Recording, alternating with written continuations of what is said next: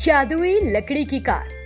सुल्तानपुर गांव में मधु नाम का एक लड़का रहता था जो कारों के लिए दीवाना था, लेकिन वो उन्हें खरीदने की स्थिति में नहीं था क्योंकि उसके पिता राम एक बढ़ई थे। बढ़ईगिरी से राम को जो आमदनी होती थी उससे उसका परिवार चलता था। मधु जब अपने कॉलेज में पढ़ाई के लिए जाता था तो उसका एक दोस्त जफर वहां उसकी बेंज कार में आया करता था। मधु दूर से बेंज को निहारता रहता था। वाह, ये एक शानदार कार है, नाव से भी बड़ी, बेकार। वो कार के बारे में सोचता रहता है और अपने पापा के पास जाता है। फिर वो लकड़ी का उपयोग करके अपने पापा की मदद से कॉलेज में देखी गई कार के समान कार बनाना शुरू करता है। 4 दिन की कड़ी मेहनत के बाद कार तैयार हो जाती है। फिर वो उसमें एक इंजन फिट करता है और अपनी बनाई कार को देखकर बहुत खुश होता है।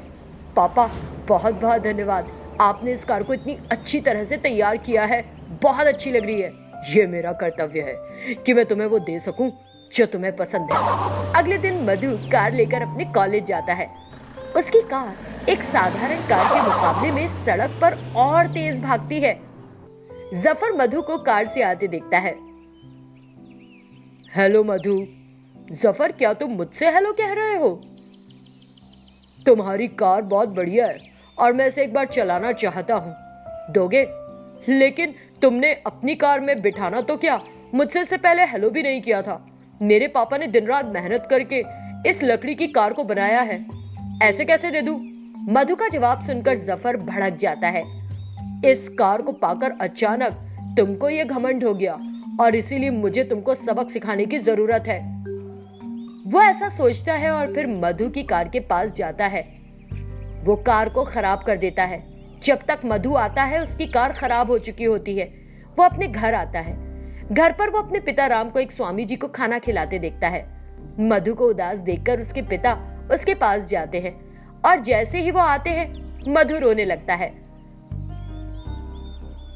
स्वामी जी अपना भोजन समाप्त करते हैं और उनके पास आते हैं। राम, मैं भूखा था और तुमने मुझे अच्छा खाना खिलाया। मैंने पिता और पुत्र की बातचीत सुन ली है। फिर वो थोड़ा पानी लेते हैं और उसे फर्श पर छिड़कते हैं। अचानक लकड़ी की खराब कार ठीक होकर सामने आ जाती है। कार पहले की तुलना में और ज्यादा चमकती है। ये देखकर पिता पुत्र दोनों सहम जाते हैं। प्रिय बेटा, ये वही कार है जिसे तुम दोनों ने कड़ी मेहनत करके बनाया था, लेकिन अब ये एक जादुई कार में तब्दील हो गई है। बाप बेटा खुश होकर स्वामी जी को प्रणाम करते हैं। स्वामी जी आशीर्वाद देकर वहां से चले जाते हैं। अगले दिन मधु अपनी जादुई लकड़ी की कार में कॉलेज जाता है। कार को अच्छी हालत में देखकर जफर चौंक जाता है। फिर वो मधु से कार हथियाने का फैसला करता है और मधु से लड़ाई करने के लिए आता है। जैसे ही वो लड़ना शुरू करता है कार जफर को दूर फेंक देती है। जफर को चोट लगती है और उसे सही सबक मिल जाता है। फिर वो ऐसा नहीं करता। जादुई मछली। सुल्तानपुर गांव में सुरेश और रमेश नाम के 2 दोस्त रहा करते थे। एक खास दिन सुरेश रमेश के घर आता है और क्या कर रहे थे रमेश? कुछ खास नहीं यार, कॉलेज बंद है तो बेकार बैठा था। तुम इस तरफ कैसे आ गए ये बताओ। मैं तुमसे मिलने आया हूँ। क्या बात है, बोलो तो। अरे कल मेरा जन्मदिन है, मैं अपने सभी दोस्तों के लिए एक बढ़िया सी पार्टी रखना चाहता हूँ। ओह, कल तुम्हारा बर्थडे है? हाँ, कल ही है। तो क्यों ना कल की पार्टी को बढ़िया बनाने के लिए आज नदी किनारे चलें?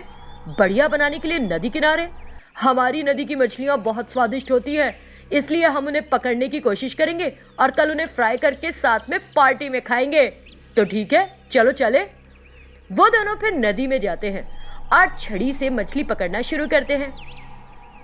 वे छोटी छोटी मछलियां पकड़ते हैं। काफी देर बाद सुरेश कहता है, रमेश, हम केवल छोटी छोटी मछलियां ही पकड़ पा रहे हैं। ऐसे तो बहुत सारी मछलियां पकड़नी पड़ेंगी और ये बहुत कठिन होगा। हम बस एक बार और कोशिश करते हैं और अगर फिर भी कोई बड़ी मछली नहीं फंसी तो चले जाएंगे। रमेश, वहां देखो, एक बड़ी मछली की तरह लग रही है वो मछली। चलो छड़ी छोड़ो और बड़ी मछली पकड़ने के लिए जाल निकालो। ओह माय गॉड, ये मछली तो बहुत बड़ी है। रमेश फिर बड़ी मछली पर जाल डाल देता है। वो जाल में फंस जाती है और बाहर निकलने के लिए छटपटाती है। वो दोनों धीरे धीरे मछली को जाल से बाहर निकालते हैं। फिर अचानक मछली बात करने लगती है। मैं तुम दोनों को धन्यवाद देती हूँ, बहुत बहुत धन्यवाद। ये सुनकर रमेश और सुरेश दोनों इधर उधर देखते हैं कि आखिर बोल कौन रहा है। बाद में वो मछली को देखते हैं और डरो मत, ये मैं हूँ, मैं ही तुमसे बात कर रही हूँ। मैं एक जादुई मछली हूँ और एक श्राप के कारण मैंने अपनी सारी शक्तियाँ खो दी थी और एक साधारण मछली में बदल गई थी। तुम्हारे स्पर्श से मैंने अपने श्राप से छुटकारा पा लिया।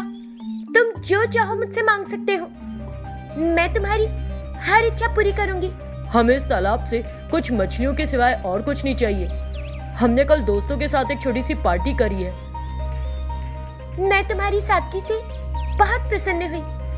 आगे भी जब भी तुम्हें किसी चीज की जरूरत हो तो मुझे आकर कहना, मैं तुम्हारी इच्छा जरूर पूरी करूंगी। मछली ने फिर उन्हें कुछ और मछलियां दी और वापस नदी में चली गई।